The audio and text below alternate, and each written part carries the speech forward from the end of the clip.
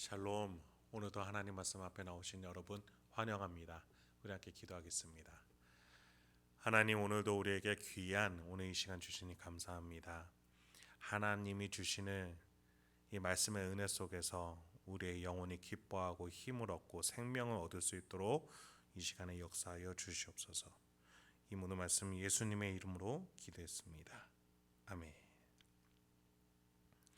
오늘 함께 살펴볼 말씀은 여호수아서 5장 13절에서 15절입니다. 여호수아서 5장 13절에서 15절까지 살펴보도록 하겠습니다. 지난 본문에서 이스라엘은 유월절을 지킴으로써 새로운 시대를 맞이하게 됐습니다. 그 전까지는 광야 생활, 유목민과 같은 삶의 시대였다면 이제는 그 땅의 소산을 먹는 정착민, 나라로서의 새로운 국가를 세우는 시대로 맞이하게 된 것이죠. 또한 그 속에서 할례를 받음으로써 하나님 소속이라는 증명을 표시를 하게도 되었습니다. 하나님이 이끄시는 하나님의 나라, 그 속에 이스라엘은 이제 들어오게 된 겁니다. 새로운 시대였습니다. 이제 드디어 여리고로 나갈 것 같습니다. 하지만 본문은 다시 한번 붙잡습니다. 하나님의 뜻을 다시 한번 각인시켜 줍니다. 13절을 읽어보도록 하겠습니다. 여호수아가 여리고에 가까이 이르렀을 때에 눈을 들어본즉 한 사람이 칼을 빼어 손에 들고 마주 서 있는지라. 여호수아가 나아가서 그에게 묻되 너는 우리를 위하느냐 우리의 적들을 위하느냐 하니, 칼빈 선생님은 이때 여호수아가 홀로 조용히 여리고를 둘러보던 때라고 설명을 해줍니다. 여호수아가 멀찍이 홀로 여리고 성 밖을 이리저리 둘러보고 조용하게 있을 때였습니다. 그때 한 사람이 칼을 빼들고 여호수아 앞길을 막아 선 것입니다. 여러분, 칼을 들고서 한 사람 길을 막는다. 분위기는 결코 친밀한 것은 아니었습니다. 그런 심상치 않은 분위기를 느낀 여호수아도 그에게 적대적으로 묻습니다. 당신은 우리 편이냐 아니면 여리고 편이냐? 그러니까 아군이냐 적군이냐? 여호수아도 지금 긴장감이 흐르도록 질문을 하는 것이죠. 여호수아도 지금 이 분위기가 심상치 않을 뿐만 아니라 자칫 잘못하면 이 사람과 1대1의 사생의 대결을 펼칠 수도 있겠다라는 판단하에 이런 질문을 던지는 겁니다. 여기서 우리는 질문 한 가지가 생깁니다.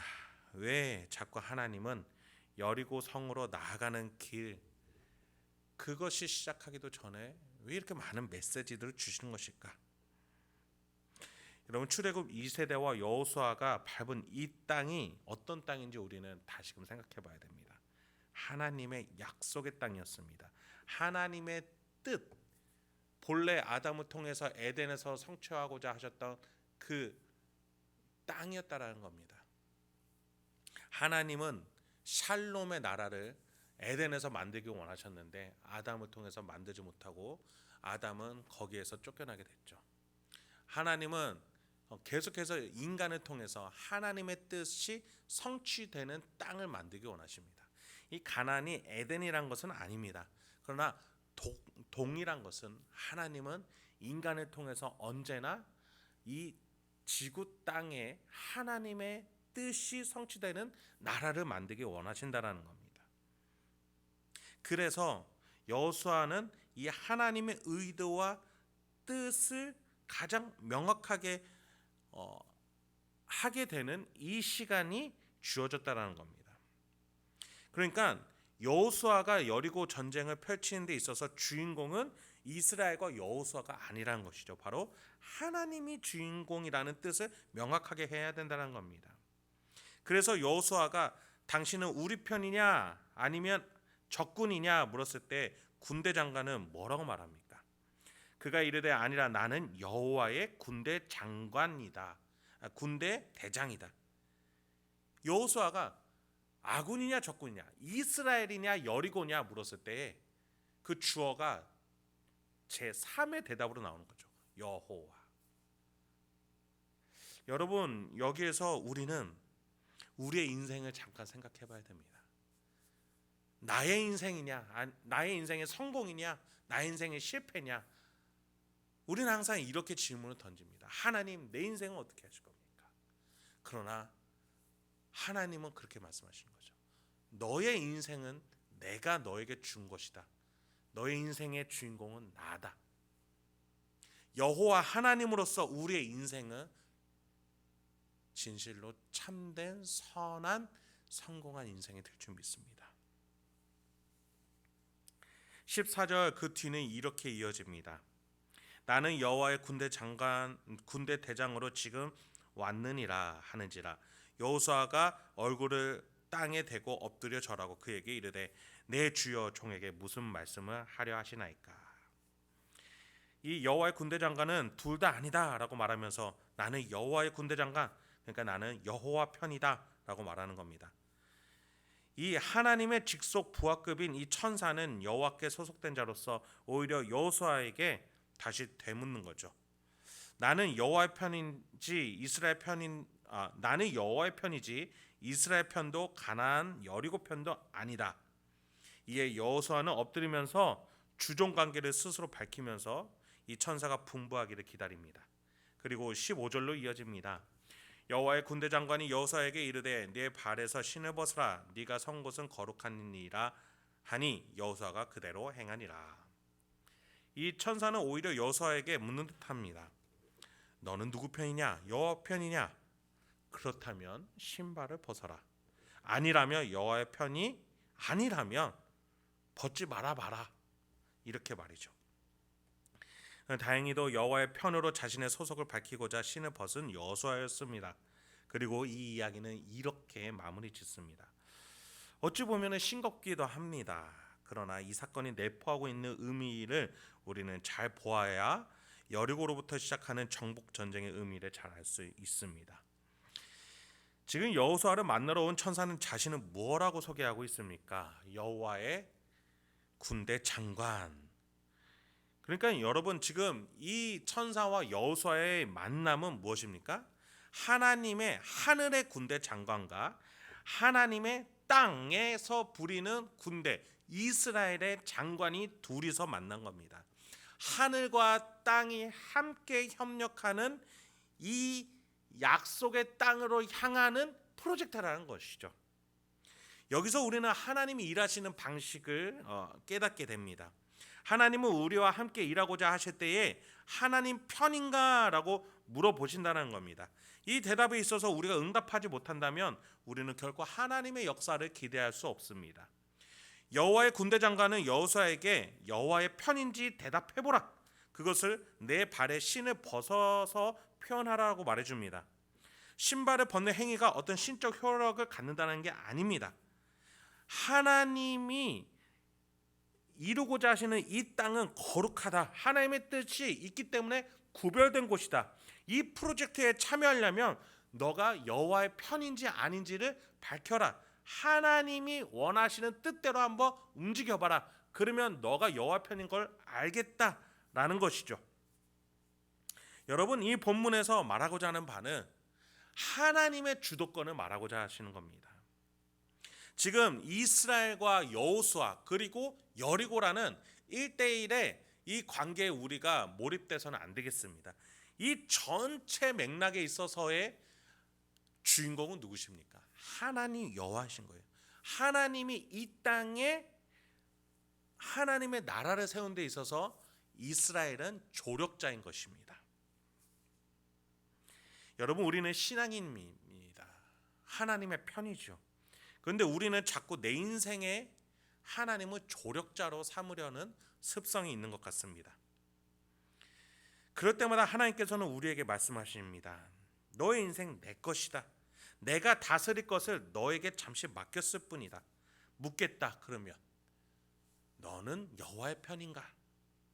그렇다면 여호와 하나님이 바라시는 뜻대로 한번 행해보라. 여호수아에게 신을 벗으라 말했던 것처럼 우리에게 물으십니다. 하나님의 편이라면 하나님의 뜻대로 한번 살아보라는 겁니다. 하나님이 바라시는 가장 큰 계명은 무엇입니까? 하나님을 경외하고 내 이웃을 내 몸과 같이 사랑하는 것. 여러분, 이 행동으로 말미암아서 우리는 과연 하나님의 편인가 아닌가를 증명할 수 있게 되는 것입니다. 그것이 아니라면 내 마음속에 어떠한 목적과 의도가 숨어 있는 겁니까? 바로 나라는 우상이 숨어 있는 것이죠. 하나님 편이 아니라 내 죄악과 욕심과 시기와 질투와 온갖 더러운 악한 생각이 주인공으로 있어 하나님을 이용하고자 했던 스파이와 같은, 신앙인이라고 자처하지만 결국에 하나님의 뜻에 따르지 못하는 자로서의 나의 모습이 드러나고 말게 된다는 것입니다. 여러분, 하나님을 사랑하고 이웃을 사랑하는 것, 우리는 이것을 통해서 내가 여호와의 편인지를 우리는 드러낼 수 있습니다. 하나님을 이용하여 나 중심의 삶을 구축해서는 안 되겠습니다. 그런 점에서 하나님은 우리의 마음을 바라십니다. 우리의 진정성을 원하고 계십니다. 우리는 그런 점에서 인간은 스스로도 속일 수 있는 존재라는 사실을 잊어서는 안 되겠습니다. 내 마음을 돌아보면서 내 행동의 진짜 동기를 생각해 보면서 나는 하나님의 편인가, 하나님의 편이라고 말만 하면서 결국에는 하나님께 순종하지 못하는 존재는 아닌가, 그래놓고 하나님의 기적과 은혜를 바라는 나의 이중성이 있지는 않는가, 왜 내 인생에는 은혜와 응답이 없는가라고 물으면서 하나님께 엎드리지 못하는 나의 모습이 있지는 않은가, 이렇게 스스로 우리는 되물을 수 있어야 합니다. 하나님의 성공을 바라는지 아니면 나의 성공을 바라는지 되돌아보며 하나님의 사람으로 세워지는 저와 여러분이 되길 소망합니다. 이제 말씀을 마치겠습니다. 오늘 하루도 여러분 하나님의 편에 서서 하나님의 목적을 향해서 우리가 살아내길 소망합니다. 나의 목적, 나의 성공, 나의 인생의 안위가 아니라 하나님이 마침내 이루실 이 세상의 가장 큰 하나님의 나라와 영광, 그 날은 반드시 올 것입니다. 그것을 바라보면서 오늘 하루도 하나님의 뜻으로 하나님을 경외하고 이웃을 사랑하며 하루하루 천국을 내 삶 속에서 만들어 갔을 때 하나님은 우리에게 하나님의 편에 설 수 있도록 허락해 주실 줄 믿습니다. 그렇게 오늘 하루도 풍성하고 선한 삶을 살아가실 수 있는 저와 여러분이 되길 소망합니다. 하나님, 오늘도 귀한 말씀으로 인도해 주시니 감사합니다. 오늘도 내 마음을 돌아봅니다. 내 마음은 항상 죄의 유혹과 노출 가운데 있음을 고백합니다. 하나님의 응답과 은혜는 바라보면서도 내 속마음에서는 하나님의 뜻과 방향은 온데간데 없는 것은 아닌지 돌아봅니다. 주여, 오늘 하루 하나님의 은혜가 있길 바라면서 내가 하나님 편에 서 있기를 소망합니다. 하나님이 원하시는 뜻을 온전히 삶으로 살아내길 소망합니다. 주여, 우리에게 사랑과 인내를 주시옵소서. 하나님을 사랑하고 이웃을 사랑할 수 있는 힘을 허락하여 주시옵소서. 하나님 편에 서 있을 수 있게 도와주시옵소서. 그래서 우리의 인생에도 하나님의 기적과 사랑과 빛이 나타나게 하여 주시옵소서. 그래서 이 가나안 세속을 살아가는 우리임에도 불구하고 곳곳이 우리를 통해서 에덴으로 변하는 놀라운 하나님의 역사가 일어날 수 있도록 주여 우리의 삶을 사용하여 주시옵소서. 이 모든 말씀 예수님의 이름으로 기도했습니다. 아멘.